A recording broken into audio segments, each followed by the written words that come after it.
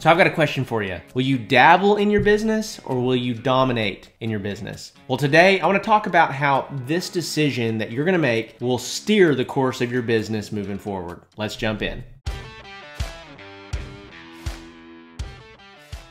Hey, well, welcome back. As always, I'm so glad that you're here and so grateful for your time and your attention. You could be anywhere, you could be listening to anything, doing anything, and you chose to spend some time with me. And hopefully this content is helpful to you. And so today I really want to talk about this idea of dabbling or dominating. There's a very big, important outcome to what you choose to do. For me, I dabbled inside of my woodworking business for a long time. I spent the first several years of my woodworking business kind of dabbling with, I don't know, do I want to grow it? Do I not want to grow it? Do I want to market? Do I not want to market? How am I going to do this? How am I going to do that? And struggling along the way. And what happened was the moment that I decided to dominate inside of my business, the moment that I decided that I'm going to grow, I started growing.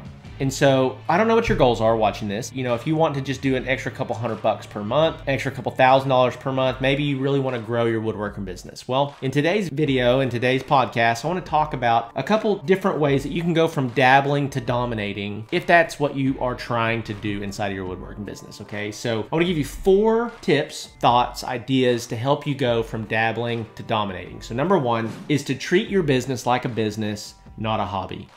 One of the very first things that I realized was that if I really wanted to grow my woodworking business, it was going to require me to think about it differently. It was going to require me to think about my business as an actual business, not just a side hustle, not just a hobby, not just if I get work, great. If I don't, no big deal. In order for anything to grow, you have to give it time and attention, especially when a business is young, just like a newborn baby. As that business is brand new, it's going to require a lot of attention. As the business gets older and matures, it requires a little bit less attention and it can kind of sustain itself. But when it's brand new, it's going to take a lot of time, a lot of energy to really grow and dominate your market.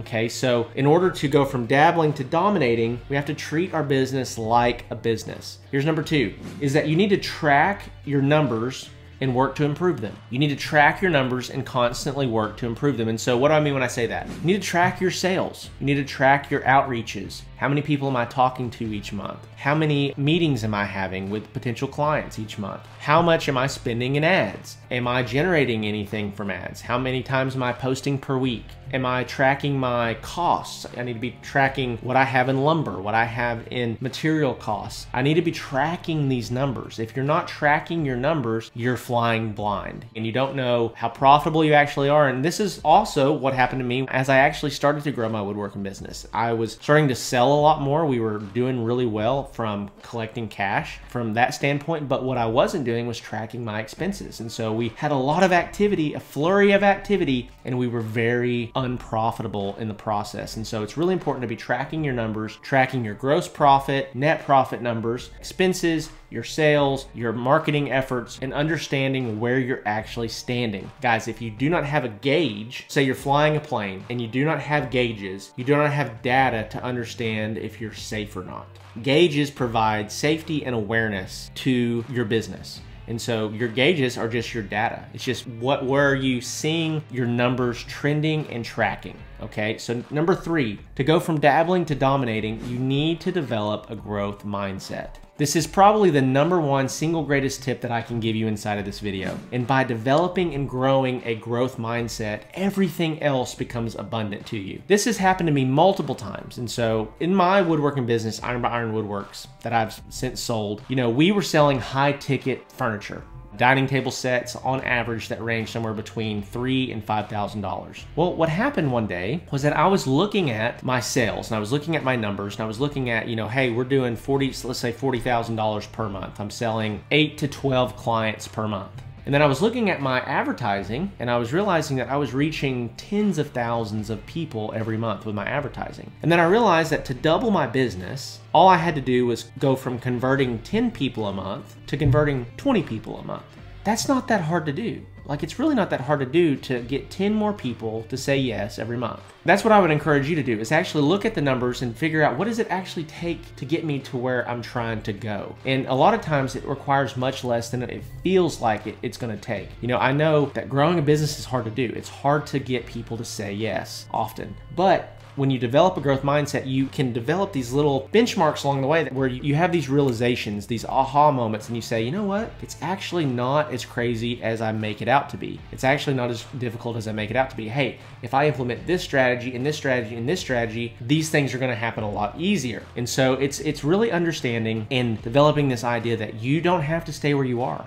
A growth mindset says that there's always more to come. There's always opportunity in front of me. And one of the biggest things that I can say for you, I don't know what your financial situation is right now, whether you're doing poor financially or you're doing really good financially, but guys, there is money everywhere. When I decided to believe that money was abundant, money is everywhere, that everybody has resources and I can have access to more of it as I see the need for it, I started to completely change the way that I thought about money and thought about business. And if you see money as a scarce resource, we tend to act in accordance to that. But if we see it as an abundant resource, we act differently. We're not afraid. And when we act out of fear and we process out of fear, we tend to make bad decisions. And so when I begin to see and view money as abundant, things become wildly more clear inside of my heart and inside of my mind. And so the last one, the fourth principle I want to give you to go from dabbling to dominating, is to get a mentor.